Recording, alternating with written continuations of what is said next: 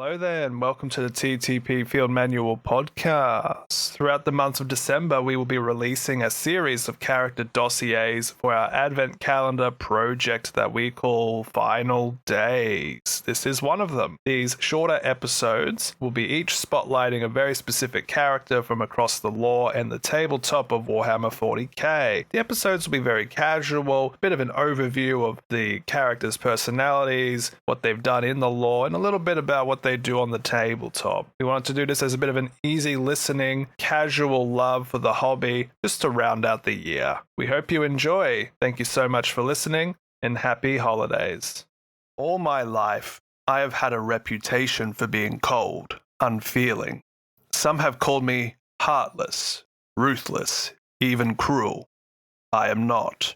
I am not beyond emotional response or compassion, but I possess, and my masters count this as perhaps my paramount virtue, a singular force of will. Throughout my career, it has served me well to draw on this facility and steel myself, unflinching, at all that this wretched galaxy can throw at me. To feel pain, or fear, or grief is to allow myself a luxury I cannot afford. Gregor Eisenhorn. What do you mean his name is Gregor? What do you mean? What do I mean? His name is Gregor. Dude named Eisenhorn. I thought he would have had a cooler first name. Not Greg. Well, I'm going to call him Greg to now. be fair, he's very rarely referred to by his first name. You're not wrong, because his first name is Greg. No, it's Gregor. Could have been worse. It could have been Easy Kyle. Kyle? Hey, you leave Abnett alone. All right, I will. We'll talk about Gregor Eisenhorn instead. Yeah, sure. How's that for a quote, Johnny? What did you think of that? What a brooding man. Oh my god, dude is brooding. Gregor Eisenhorn, he may be my favorite character in all of 40k. Ooh. But he's not necessarily, like a good, happy-go-lucky, very respectable man. He does some stuff, but for what he represents, that whole singular force of will is on point. Dude is nuts-o. Mate, this is 40k. Is anyone happy-go-lucky outside of the Orc faction? Caiaphas Kane. No, he's a little bit depressed from what I heard. But yeah, Gregor Eisenhorn, quite possibly my favorite character in all of 40k, Johnny, and even his second book in his whole saga, Malleus, is contender for my favorite book in all of 40k that I've read. Damn. And now we can't do a book club episode because you're going to tell me all the spoilers. Well, we're going to do the Cliff Notes version, but then we could do book club in a year when you forget. I mean, I don't think it'll take that long. All right, we can do it next month when you forget. Gregor Eisenhorn. All right, so Gregor Eisenhorn is Mr. Inquisition himself. He is John Inquisitor. John Inquisitor. You mean Greg Inquisitor? He's Greg Inquisitor. Greg Inquisitor was created by Dan Abnett. Of course. And his whole saga was written by Dan Abnett. Yep, that's why it's a good book. With the first book, Xenos, actually coming out in the early days of Black Library when everything was a bit more pulpy and didn't take itself quite as seriously. The whole power balance was not quite what we have today. So you would have instances such as Greg Inquisitor and his friends fighting a Chaos Marine and winning. That's unheard of. Yeah, but the actual saga of Eisenhorn spans his trilogy, which is Xenos, Malleus, and Hereticus. See what they did there? Oh, yeah. Oh, yeah. It's Greg Inquisitor, after all. Greg Inquisitor. Greg Inquisitor's prodigy, a man named Gideon Ravenor, who is introduced in the second book. That's a cool bloody name. Gideon Ravenor? Yeah. That's so much better than Greg. Gregor! Gideon Ravenor is introduced in the second book, and then afterwards becomes the focal point of his own trilogy, which is Ravenor, Ravenor Rogue, and Ravenor Returned. That's pretty cool. Yeah, hilariously, Ravenor was the first 40k book I actually purchased as a novel. And trying to read that as a 12-year-old was not very entertaining, I must admit. I think I read like 100 pages and then I put it down, never to be touched again. But it's on my bookshelf. I did read it as an audiobook when I lived not in the country with my bookshelf, and I liked it a lot more. Oh, yeah? Was that Canada or Europe? I forget. But then there's this Ravenor trilogy. In amongst all of that, there are some short stories that all culminate in a 7th book called The Magos, which is essentially Greg Inquisitor's 4th book to himself, but it's not actually from his perspective most of the time. Interesting. And then everything that is put together across this whole tapestry of the Greg Inquisitor saga happens in a 3rd trilogy of novels, which is the Bequin saga, which actually the 3rd book, Pandemonium, has yet to be released. That's how long this thing has been going on for. Are we talking there's 10 books in the Eisenhorn, like, world, I guess? Yeah. The Bequin books includes Pariah and then Penitent, with Pandemonium still being worked on by Dan. The naming conventions. Yeah, Xenos, the first book ever, was released in the first half of 2001. Wow. This has been going on for over 2 decades. But who is Greg Inquisitor? Yeah. Greg Inquisitor, he starts off basically as a Puritan. And one day we'll do an episode on the whole inquisitorial values and virtues.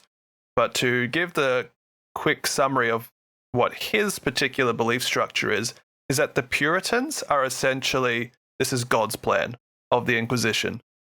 Everything's unfolding as per God's plan. Or in this case, God Emperor. Yep. The one and only. Yeah. Within this overarching value of Puritanism, you have a sort of breakaway section of faith known as the Amalanthians or Amalathian. I'm not quite sure how it's pronounced, but they are basically the mall cops. Yep. They work with everyone else as pretty easy to work alongside inquisitors whose whole purpose is just, oh man, there's a chaos cult over here. Let's get rid of it, everybody. And then afterwards they give each other a high five and go back to the Gospels, It's kind of the very generic Inquisition. As we will come to very quickly realize, Greg does not stay this way for very long. I would want By the end of his storyline, he becomes so far on the opposite side of the spectrum that he falls into what is known as Xanthism, which is using the tools of my enemy to defeat my enemy. Okay. To the point that Xanthians are actively hunted by the witch hunters of the Inquisition at times, because the witch hunter part of the Inquisition just cannot wrap their head around such a concept of using, chaos to fight chaos. But the Xanthians themselves are like, we're never gonna fucking win. Chaos is eternal and forever. The way of life. The best we can do is tame those bitches. So Xanthians, such as eventually Greg, will bend chaos against itself. And so you can kind of sort of see how the trajectory of this saga is going to get darker and darker. Yeah, yep. But old Greggy starts off in Xenos. He is essentially doing the rounds of being a young upstart Inquisitor. He starts off pretty young for an Inquisitor. He's just, top of his class, really inquisitive of mind, very strong of will, a little bit psychic, so he's got, that mental fortitude about him. He's got a pretty cool power sword, which is like real, like special and handmade and neat. But the actual start of Xenos takes place with him on this world, which actually spends half of its cycle of the year in a dormant state. So most of the population actually goes into stasis because it's basically a frozen tundra outside, and they all live in buildings. And the problem with that is that as Greg arrives, there is a bunch of criminals basically trying to plant a bunch of bombs, kill a bunch of these dormant individuals as like a tribute to chaos. I'm a big fan of chaos, as we know. Yep. It's Greg's mission to stop that, and he actually does succeed at the loss of a couple of his buddies that start off the book with him. very quickly are we introduced to the replacements that will be very institutional figures for Greg across his storyline. A lot of these Inquisition books is more of a like an Agents of S.H.I.E.L.D., a found family, a bunch of dudes working together rather than it being just Greg's story or Ravenor's story, to the point that in chunks of these novels and short stories, they're not even the main character. Wow, rude. Yeah, right. I mean, obviously the most moving force, they're the most influential aspect, but joining Greg forever and always, we have Uber Amos, who is a savant. Uber Amos has essentially got ADHD, but like the 40K equivalent, where he is a walking supercomputer able to just absorb all information and then recollect it with a technological, photographical memory virus, as they call it, a meme virus. Meme virus? Any information can be absorbed by Amos and then relayed back at a moment. Pretty cool. But he's already old when this saga begins, so he's essentially part of the furniture as the story goes on. But he's like that sweet old man who's like also Greg's best friend for a lot of it. We have Godwin Fishig, who is an Arbitus soldier who's actually on this first world. And Godwin Fishig is definitely a by-the-book Judge Dredd analogy to the setting. Well, it's a bit of a strange name, but sure. Yeah, Godwin Fishig. You mean God went fishing? Yeah, God went fishing. Basically sees just how go-getter and to the point and matter-of-fact Greg is, and basically corners him. And oh my god, so Godwin Fishig, the whole Greg Inquisitor saga is performed by Toby Longworth, the same fellow who did the opening Horus Heresy books. Godwin has Abaddon's voice. Oh no. So it's like, Eisenhorn. Less but Eisenhorn, what are you doing? A lot of that kind of inflection, which kind of helps because he's a bit holier than thou. He'll talk down on Greg as things go on. But in addition to Greg and Godwin and Amos, we also have like a gunslinger, smooth talking Han Solo jet fighter pilot whose name is Midas Betancourt. And we also are introduced on this world to Elizabeth Bequin, who, when they come across her, she is a working girl, a hired entertainer, if you will.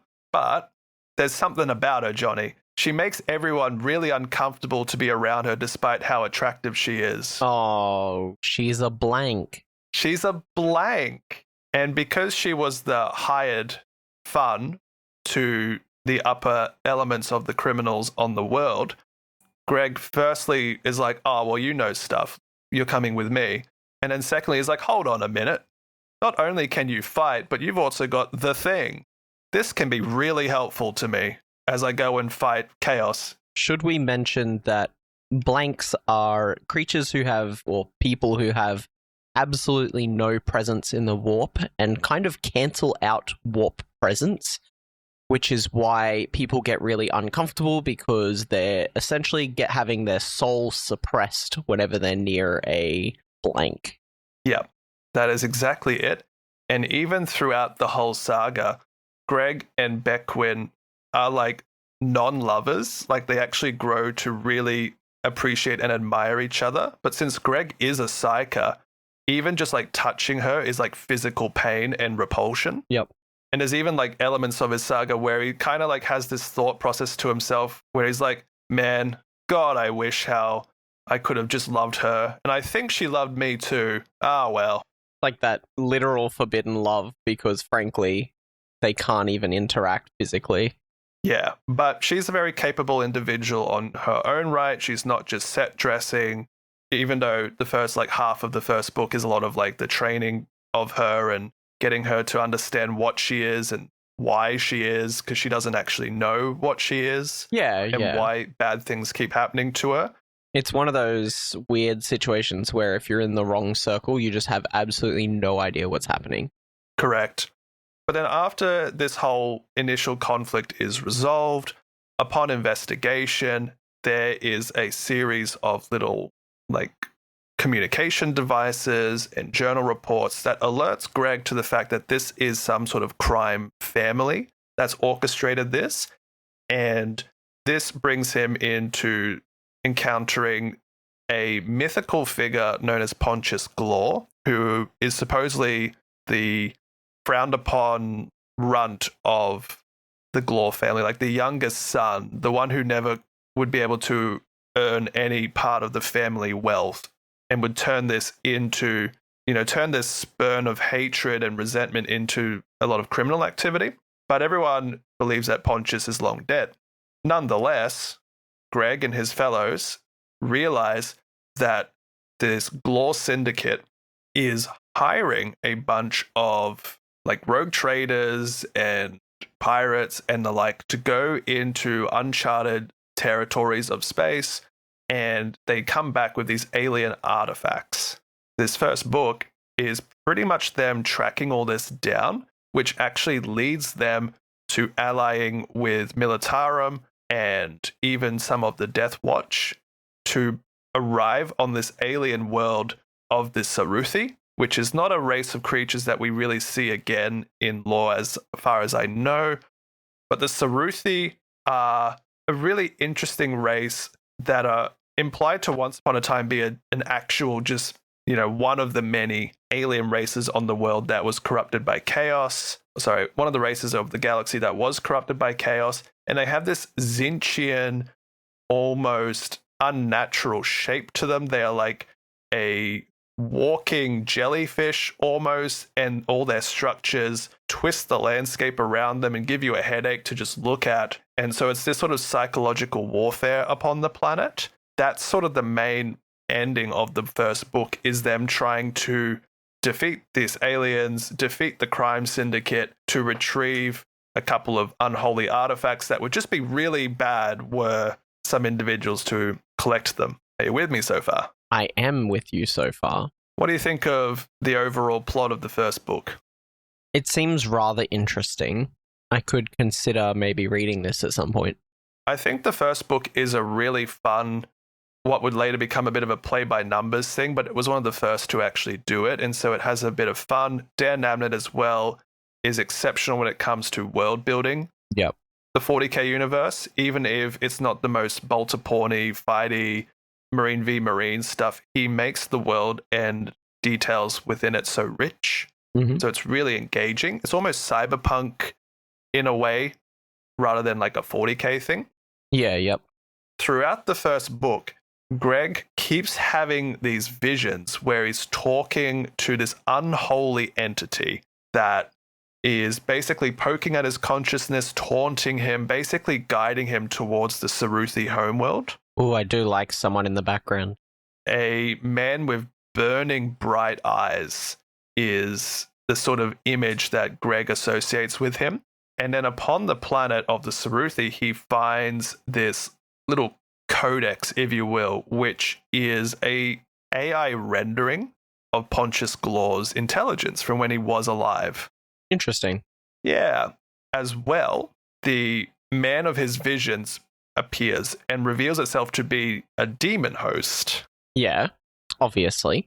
Yeah, none other than a demon host, of course. One that is named Cherubael. And Cherubael is someone that doesn't really follow the laws of time and appears disconnected throughout Greg's plot, to the point where Cherubael's like, "Don't you remember me?" And Greg's like, "Who are you?"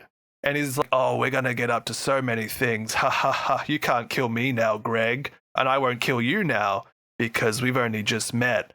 But you'll do things and I'll be there controlling you." That kind of energy. Yeah, that we're not in the same timeline, but I already know what's going to happen vibe. And that's pretty much book one. It's a little more self-contained. It doesn't really sprawl out much more than that. But book two, it's when all the parts come together. Yeah, so book two is several decades later. By this point, Greg has really built himself up in the inquisitorial space. His part of the galaxy is kind of Dan Abnett's playhouse. Mm-hmm. And in this region of space, he is one of the higher-ups of the Inquisition at this stage. He's got his own staff. He's got his own bases throughout the subsector.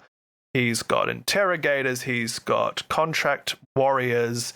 He's got ex-bounty hunters and the like. One of the best characters in all of this is Harlan Nail, I'm not quite sure if he was guard or if he was a bounty hunter. I think he was a bounty hunter, but Harlan Nail is like the best friend you want. He is about 200 kilograms of muscle and can wield just about any weapon and will have your back till the death. Nice. Sounds like a good guy.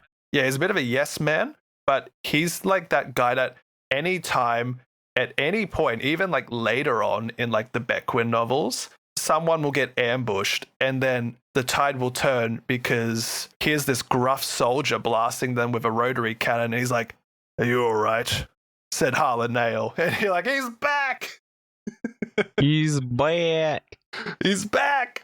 But yeah, book 2, Greg is really well established. Elizabeth Bequin has actually trained up a secondary force for Greg known as the Distaff, which is a weaponized section of blank warriors. Mm. She basically creates her own Sisters of Silence order. That's all Greg. That's all for Greg to use and contract out as he sees fit. Oh my god. Yeah, right. And so at this point, he's got Ravenor, he's got a few other people, and the book actually opens up with them hunting down a homunculi coven that has ingrained itself within a hive world. It just doesn't quite go very well because Ravenor's, his lover in the service of Greg is like killed, and she is essentially like an Amazonian woman but in space with just a freakishly long greatsword.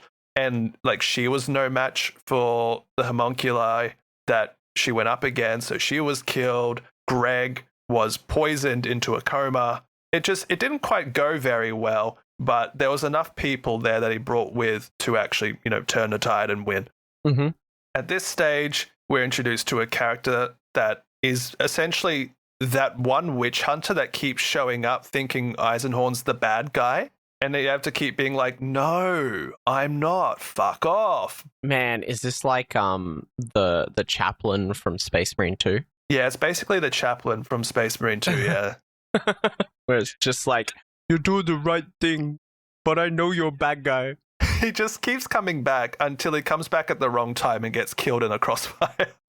Oh, that's fucking funny. But as everyone recovers and the case is closed and the work resumes, there's this huge push for this Imperial Parade because a bunch of other Inquisitors have all been working together to bring down this huge Chaos cult. They've imprisoned a crap ton of very powerful psychers, and it's just all hunky-dory, good job us. And so the procession it's immense. There's Space Marine chapters, there are Titans, there are aircraft. It's a huge thing. Even like Eisenhorn is like, "Oh man, this is like 3 days of my life that I just will never get back, FML."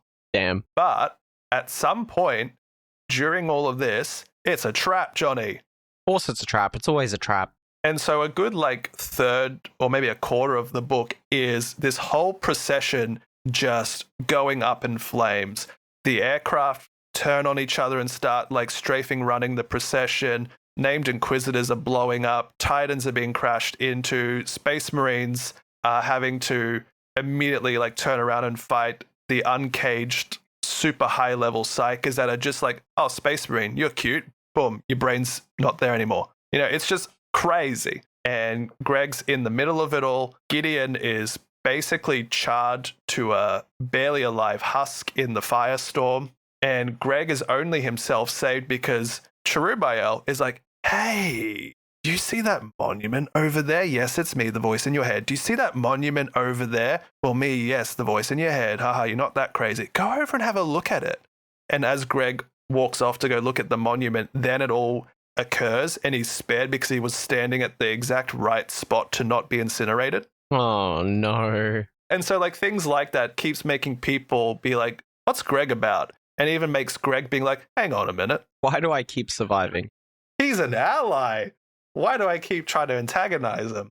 And like things of that nature. The whole thing about Greg from this point on is like, fuck, I have to run. Like, I have to get to the bottom of this. And he actually manages to escape the world once the whole issue is dealt with. And he and his mates, like Harlan and Bequin and Godwin Fishig, Amos, they all then spread out and go into detective mode because ultimately these things are a bit of a cold case murder mystery energy. They spread out, they go to like Cadia before it blows up. This is like early M41. Yep. To investigate things like the pylons before they in the lore were Blackstone pylons. Ooh. Just all these sort of things. And it turns out that there's a rogue inquisitor that's orchestrated the whole thing, has basically contracted the whole Pontius Glor crime syndicate, and just using like inquisitorial clearances to put things in motion that shouldn't be. And then it becomes a bit of a reverse witch hunt of Inquisitor versus Inquisitor. But naturally, the bad guy was just so well regarded. So maybe Greg's gone insane. Maybe he has. But, you know, at several instances of this journey, they are ambushed by cultists and even other demon hosts, to the point that Cherubael even comes about to be demon host v demon host battle because, you know, Greg realistically cannot fight a demon host, but Cherubael can't let Greg go. Just things of this wild nature. It's just a wild, wild ride. But towards the end of the second book, Greg actually goes to this really out of nowhere AdMech research world. And one of his best buddies from back when he was a humble underling to another Inquisitor, one of the allies was an AdMech fellow that by this point has become really AdMech and not just like AdMech but flesh, you know, like not quite an acolyte, but like a full-blown, teched-up Magos. This dude has gone full metal. He's full metal Magos. Yep. Greg actually left the computerized version of Glor with the Magos. Magos, I think his name was Giard Buer, I think. And yeah, so partway through the book 2, you're like, oh, damn, Glor's back. Pontius Glor's here. And at this point, Greg's like, I need more power. Can you help me, AdMech fellow? And so the AdMech fellow is like, sure, and creates like his classic armaments. He creates the Force Staff that has a skull, which is actually a psychic lodestone that's in the exact shape of Eisenhorn's own head.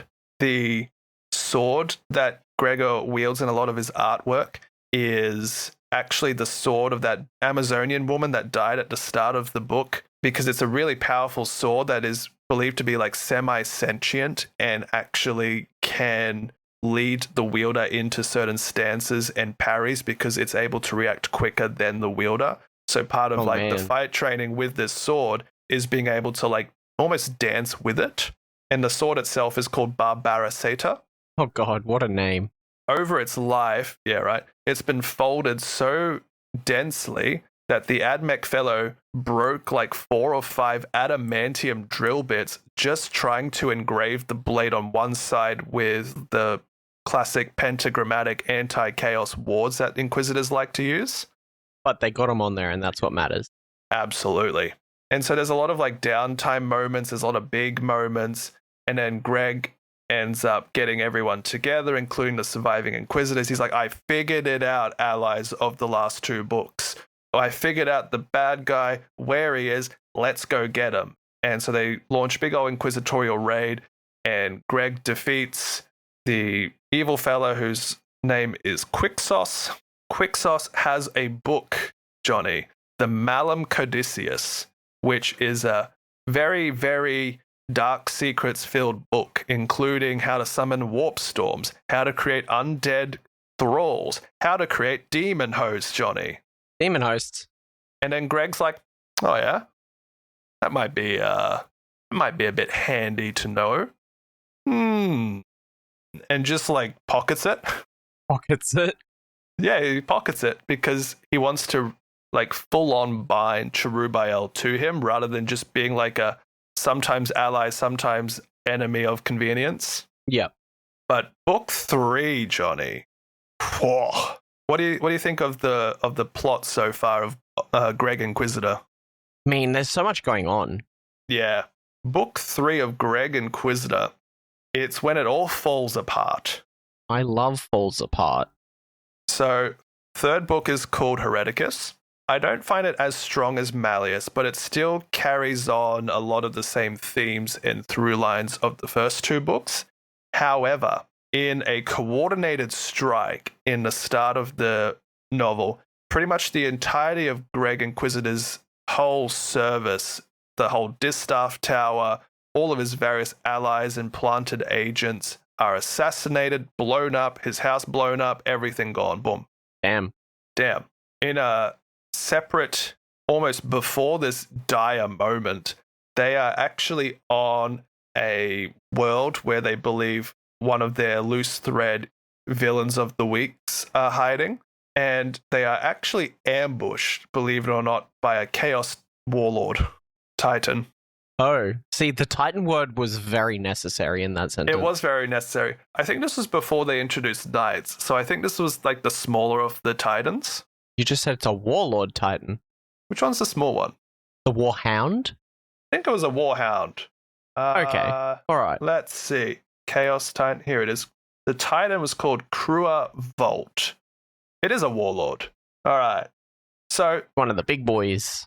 they're ambushed by a Titan. On the planet they are upon. This doesn't go very well. So they're ambushed by this Titan. At this point, Greg wasn't very upfront about the fact he had successfully bound Cherubael. And then when this is all happening, he's like, oh dear. How are we going to survive this?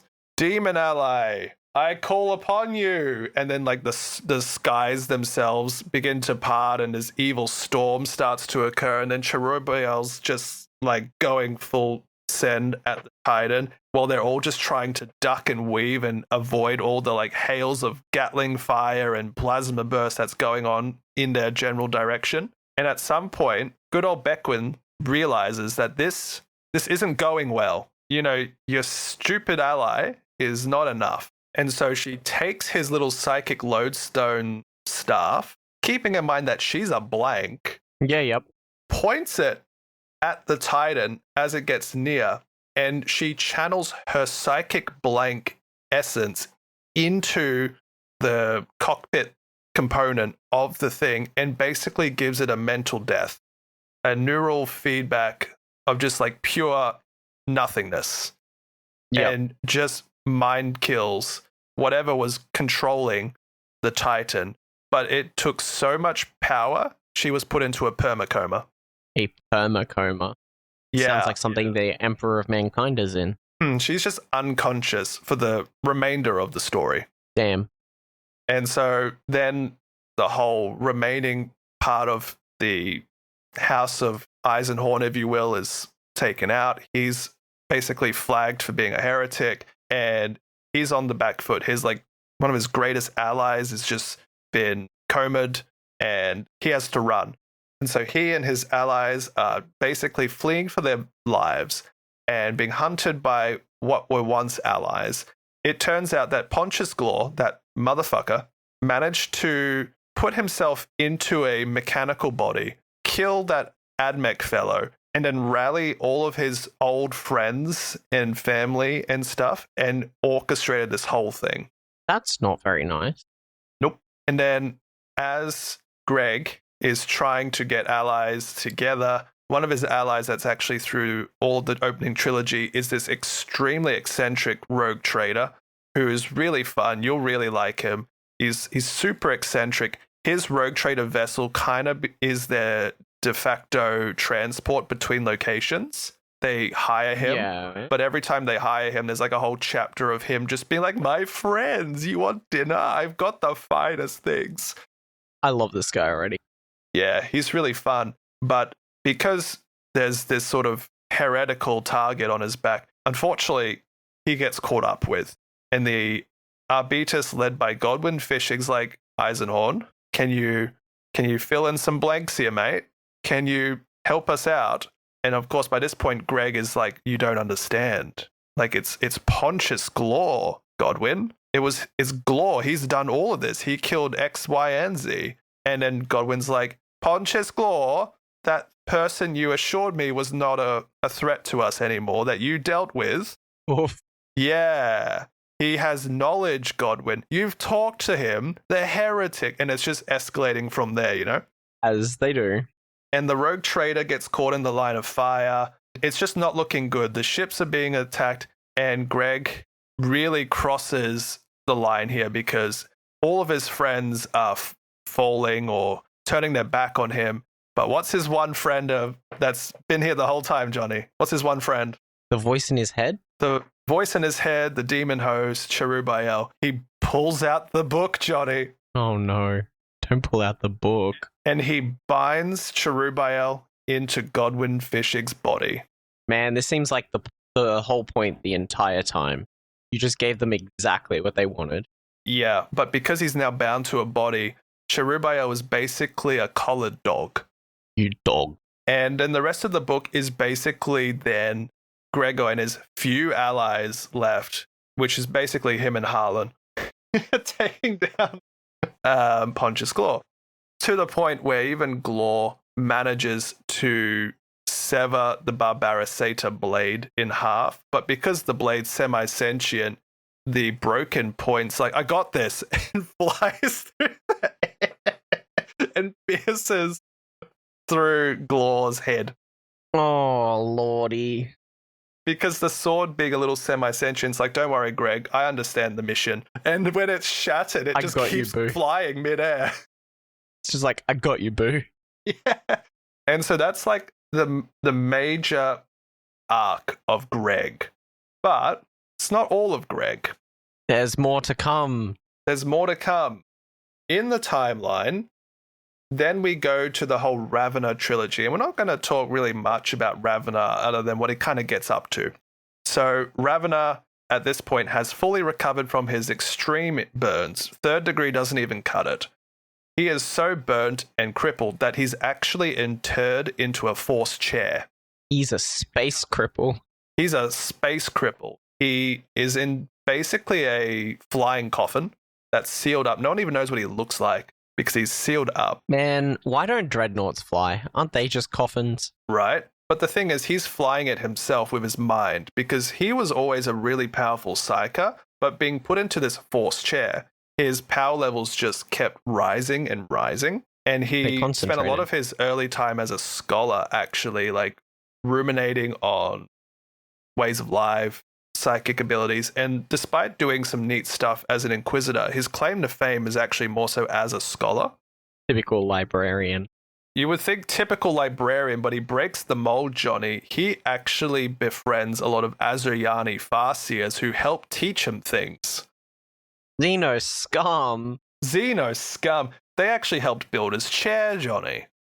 Oh, that's pretty cool. That's why it flies. Yeah, and all these kind of things. His allies that he has all wear wraithbone pendants, Jonny, that allows him to puppet them, psychically speaking. Is this guy actually human?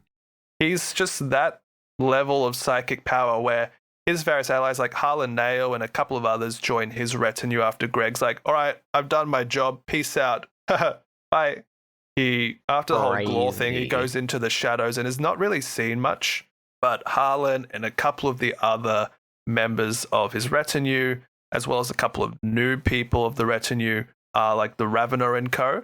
Ravenor basically trains them to have a more calm experience when it comes to possession, because he'll be like, I need to see through your eyes, Harlan.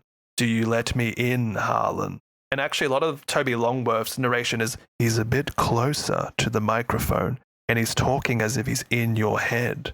That's pretty cool. I do like it when voice actors do some work. Yeah, I love Toby Longworth. And so Ravenor has this ability to like hop in and puppet his various members if need be. Like, let's say, for example, Harlan gets bonked on the head. He's unconscious. Well, you don't need Harlan's consciousness to pilot the body, do you? No. So like Ravenor can also basically be like a sort of psychic medic. It's like, don't worry, I'll take you to safety. Whoop. And just puppets them because he, before being a cripple, was an exceptionally skilled fighter himself.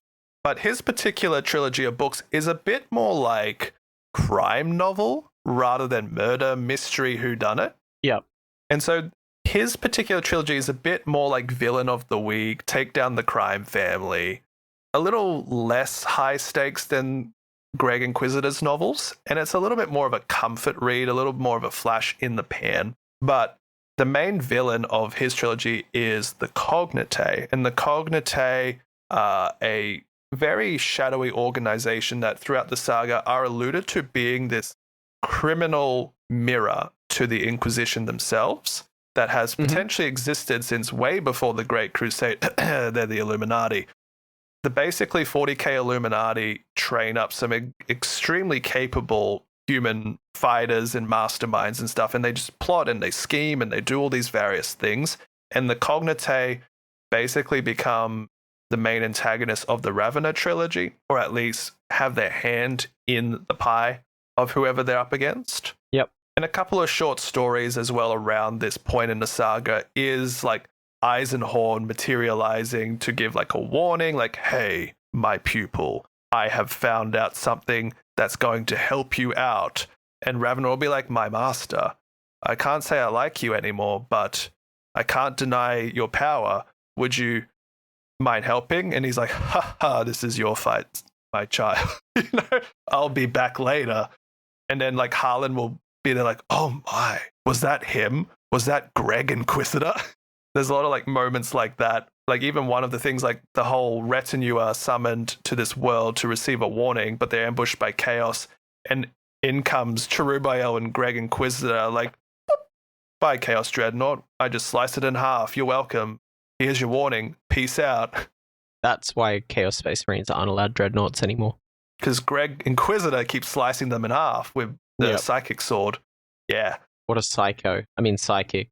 Yeah, even one of the short stories you'll really appreciate, Ravenor is invited as a scholar to this auction as this sort of purveyor of antiquities, you know? Except the whole thing, as Greg believes, is a Cognitae setup to basically capture him, but he comes anyway because one of the artifacts that is on display and is attracting a lot of chaos interest is Euphrates Keeler's photograph of Horace Lupercal. Whoa, that was not a name I was expecting to hear right now. No. Do you want more names, Johnny? Go on. In the first Ravenor book, they're investigating basically drugs. They're investigating a whole drug problem in one of the Hive cities. They more or less save and then recruit this like teenage boy named Zeph. No, not Zeph. It's not Zeph. Zeph is, I think, his fixer. Yeah, Gideon has a guy who's quite an asshole and does nothing but read smut all day long. But his whole point is that he himself is a... Yeah. He himself is a blank with a potty mouth, but he has a bracelet that he can toggle on and off. So if they're like deep in the heart of enemy territory and Ravenor's like, we need a cloak, the guy can just turn on the bangle, activate the psychic blank, and then the enemy just cannot find them anymore. So it allows for a lot of sneakiness. Do like some sneakiness. Zale. Zale's the kid's name. You can see why I got it confused with Zeph. Yeah, for sure.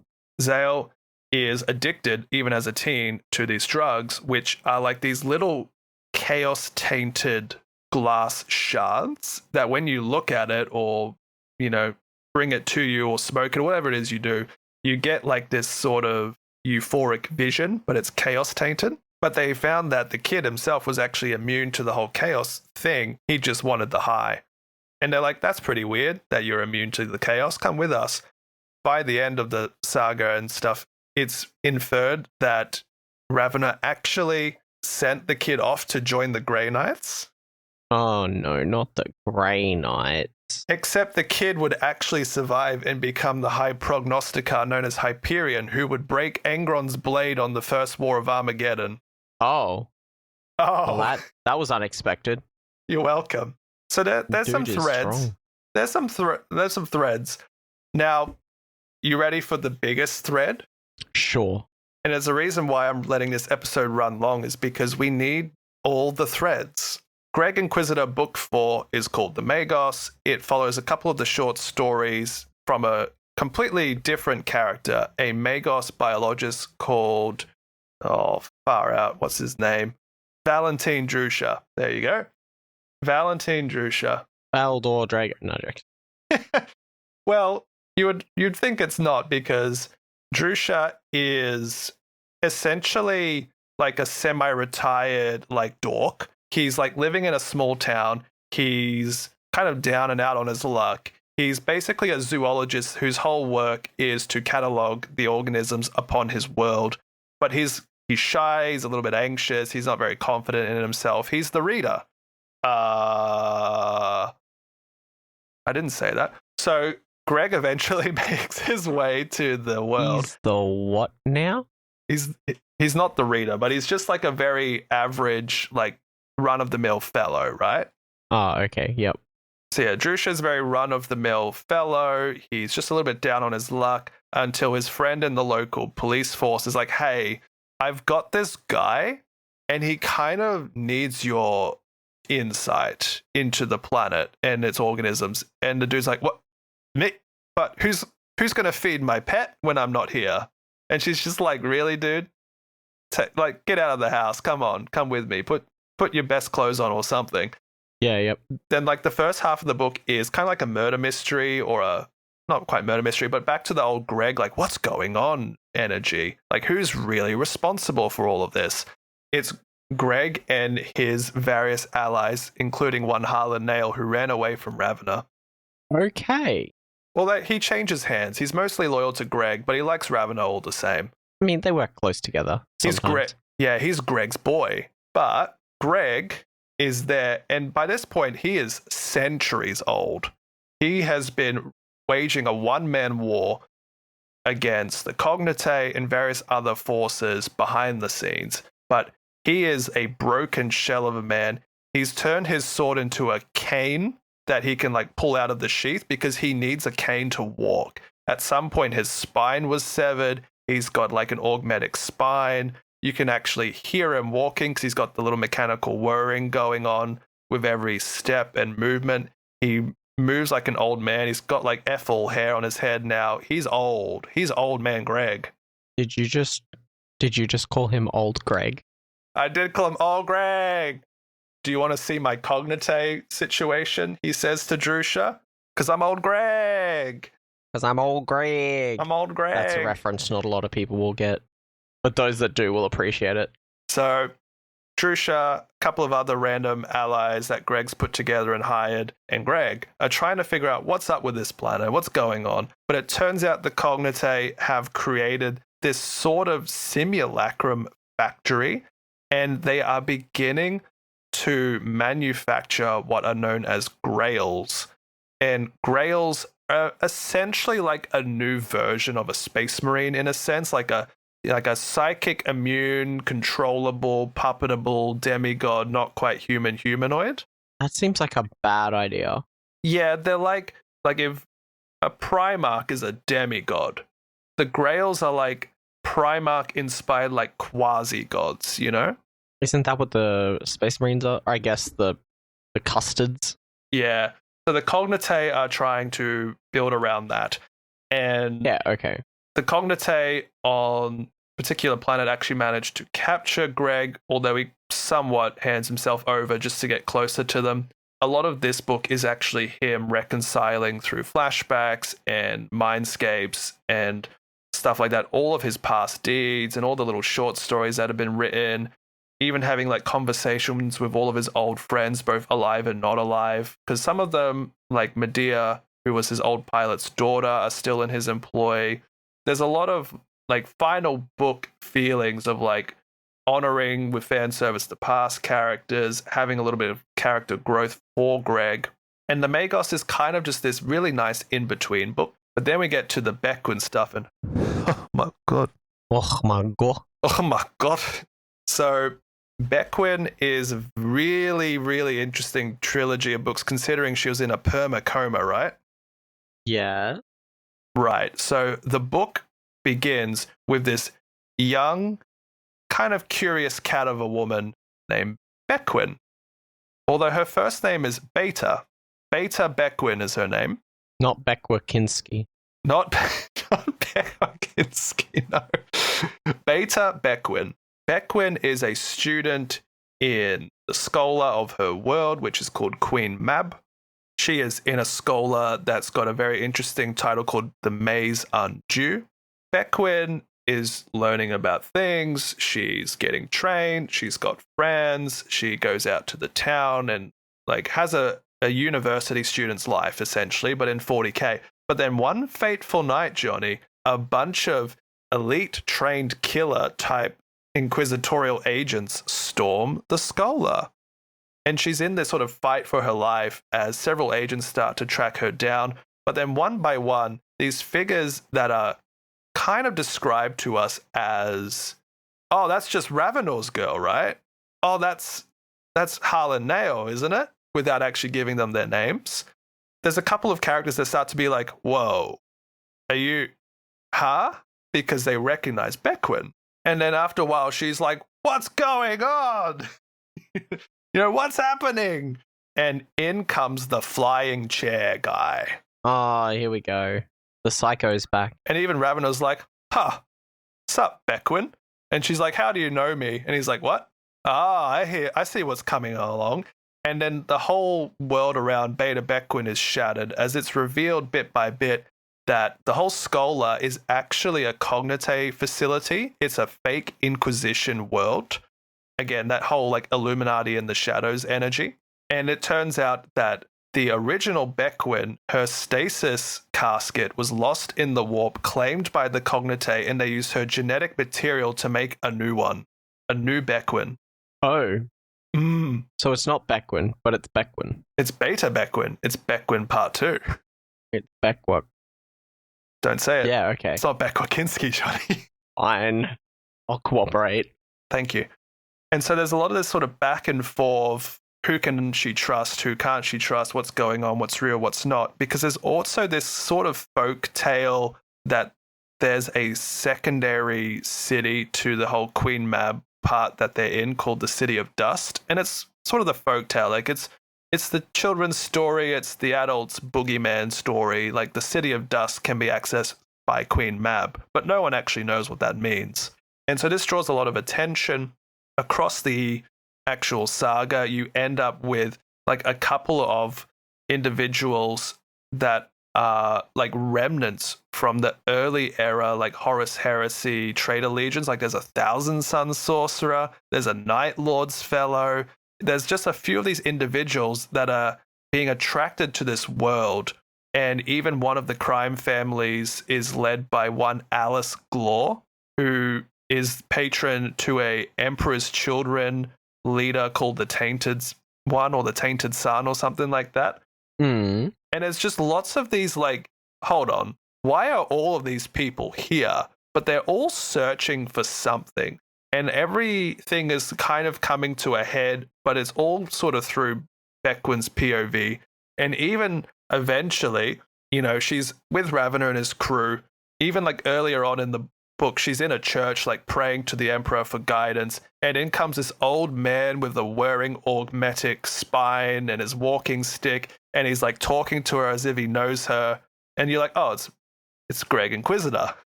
It's Greg Inquisitor. It's Greg Inquisitor. And after a while, Bequin's up with Ravenor, and Ravenor's inside this room talking to his allies. And then even Greg Inquisitor walks in. He's like, sup, everybody. And all the people that know him are like, again, whoa, it's Greg Inquisitor. Greg Inquisitor's like, is he in there? And they're like, yeah, but he's not letting us in. He's like, well, don't you want to know who he's talking to? And they're all like, yeah, actually. And they walk in, and Ravenor's having a meeting with a couple of Eldari seers. Oh, man, this guy's going to get in so much trouble. Yeah, they're all kind of like, what? And Ravenor's basically like, mates, I know that this world is trouble, but can you not do an Eldari Exterminatus with the 4 craft worlds in orbit yet? That sounds like a bad idea. So MF Ravenor is bargaining with his Eldari Seer allies to not let the several craft worlds in the system do an Eldari Exterminatus to prevent whatever it is they've foreseen. Sounds like a crazy time. Can you imagine? Mm. Along the way, Bequin befriends a blood angel with wings who's fled some sort of location and doesn't really know how they got there, but he's like quite literally her guardian angel, like flying around the city, saving her when need be. Greg Inquisitor has a legionary ally who refers to himself as Alfarius. No, he doesn't.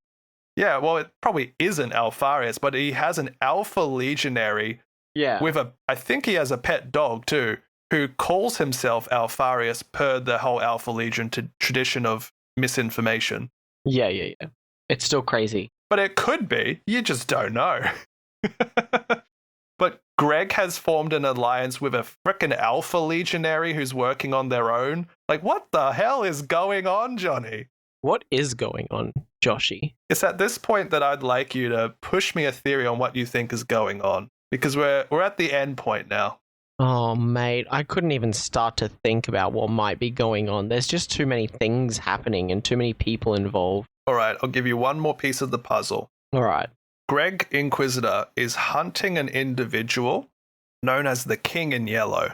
King in Yellow. Mm-hmm. The Cognitae both seem to fear and appreciate this figurehead.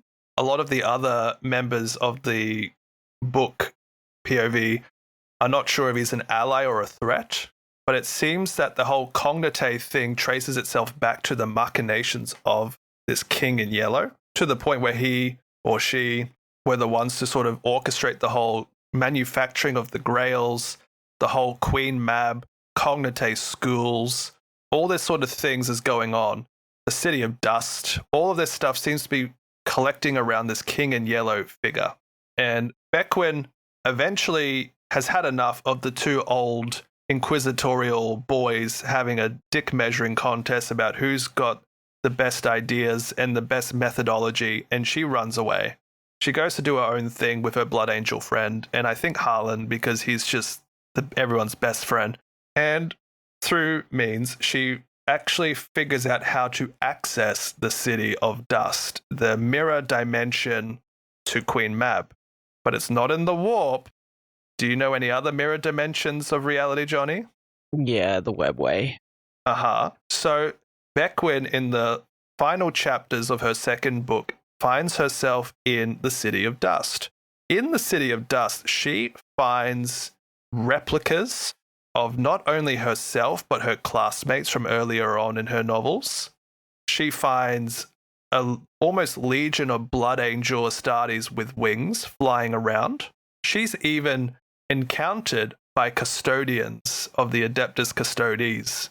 The City of Dust is almost like this city-state upon a big old rock in a webway-like dimension. And she's taken to the King in Yellow. The Emperor himself. She's taken to the King in Yellow, and she doesn't quite get to greet him before the book ends with her reading this novel that apparently the novel itself is the true name of the King in Yellow. He who is putting together all of this stuff. It's believed that the King in Yellow is trying to ascertain the Emperor Mankind's true name for some sort of control over them, like you would, say, a demon, if you were a bunch of Grey Knights. They've created these replica blanks. They've created this Astartes mob. They've got Custodian Guard. Yep. Who might this King in Yellow be? It's fucking Valdor. The first two words in the book that Bequin reads, and is the last two words of her second novel, is Constantin Valdor. Yep. A man who left sometime after the Siege of Terra. It's Constantine Valdor. Whoa. What do you think of this ending to this saga of stories, Jonny? I'm confused. What? Why is it Valdor? Well, we don't know all the facts because Pandemonium Book 3 is not out. It's still being written. But the trajectory of this whole saga has been a few inquisitorial veterans dealing with crime syndicates that are all tracing themselves back to some sort of Illuminati version of the Inquisition. Not quite Chaos, not quite Imperium. Putting together all these plots and schemes and agendas and institutions, furthering this agenda of some King in Yellow who seems to at least be expanding upon the Emperor Mankind's Webway for Humanity project that Magnus, that bitch, disrupted. And a lone, lovely Bequin has pulled back this curtain. Whether or not it is Valdor is yet to be determined. Whether these... Obviously it is. His name was in the book. Yeah. Whether this is a force for good or evil, we don't know. Whether this is a renegade element and Valdor's had enough of it all, we don't know. Whether Greg Inquisitor and Ravenor will be an ally or a threat, we don't know. The final book is not yet here. But that's the saga of Eisenhorn. I hope you appreciated me giving you the whole saga in Cliff Notes version. It sounds like an incredibly fun time to read. There's a lot going on. Do you need me to turn back the clock so you can read it yourself, or what? No, I'll forget. All right. You into it, though? Yeah, no, it sounds great. Super duper. For an Inquisitor novel. Super duper. All right. Well, that's Eisenhorn. He does have a model you can buy. It's a bit of a Black Library special. The model more so captures his earlier days. He used to have an older model, which captured his more newer days somehow. And with the release of Imperial Agents, I was expecting him to have a rule set because his model did have rules in 9th. But alas, he is a Legends fellow. He got the Legends treatment. He's a bit better than other Inquisitors. He does have his Barbarisata and his Force Staff and his Psychic stuff. But back in the day, his unit would actually become better if also you added a Demon Host to it. Which is crazy to me. Right? Demon Host used to be an ally you could slot into Inquisitorial retinues back when you could have fun with list building. Before there was a competition focus. Mm-hmm. But yes, that's Greg. What do you think, Jonny? You enjoy it? I do. I just have one glaring issue. Tell me about it. Everyone has such cool names except Greg. To be fair, I've said Greg so many times it's lost all luster that his full name is Gregor Eisenhorn. Right? But no, the last name Eisenhorn, very cool. First name Gregor, very, very not so cool. Probably would have sounded a lot cooler if I called him Eisenhorn this whole time. I definitely understand why he goes by Eisenhorn. Yeah, but for all y'all, even though I spoiled the overarching moments, I think this whole saga is really neat for interpersonal relationships and details of the world on a more micro scale. And I find that I long for a lot of that sort of detail and interpersonal relationships in most of the other 40k novels we read. It's really is Dan Abnett's defining trait in my book. And Toby Longworth, who reads every single one of these books, really captures the distinctions between the characters super well. And it's just a really good time. I think omnibuses are still available. There are some limited editions with Dan Abnett annotations for the opening books slowly releasing, with 1 or 2 already being out. It's still going. 20 to 25 years. Yeah, 25 years if it comes out next year, this whole saga. 25 years is crazy for a book, but I mean, books take time, right? And it's not like it's the only project that Dan Abnett has been working on. No. Even just for 40k. Yeah. There's also a lot of like little details as well that are expanded upon in other locations. Like Enuncia is a concept that's introduced in this saga, which is then pushed a little bit in things like the Heresy, which is essentially warp magic turned into words, like the Skyrim Dragonborn ability. It's essentially that. Mm-hmm. There's a lot of cool stuff. And I would say I prefer the books not just for the whole, well, moments of all the things I've been saying. They're just the highs of the action for the most part. All right. No, it's pretty cool. All right. The most detailed character in the final days. Hopefully this episode ticks under an hour. Sick, man. All right. Thanks, you. All right. Thanks, listeners. See you in a couple of days, eh? Happy final days. Merry Christmas. Hey, thank you so much for listening. If you enjoyed this episode, there's plenty more on the way, so stay tuned. If you can, it would mean a lot to us if you could share this with friends, people you know will probably enjoy the episodes that we're putting out. If you are enjoying the Field Manual podcast, if you've been really enjoying these episodes and want to share your thoughts with us, maybe have some ideas about what you'd like us to cover next, jump onto our Discord. There'll be a link in the bio of this episode. It's a fun little community we're hoping to grow, where people can come in, share their work in progress photos, have a chat about the hobbies, chat with us, we'll chat with you. We chat about our upcoming book clubs and things of that nature. Love to see you there. Thank you very much.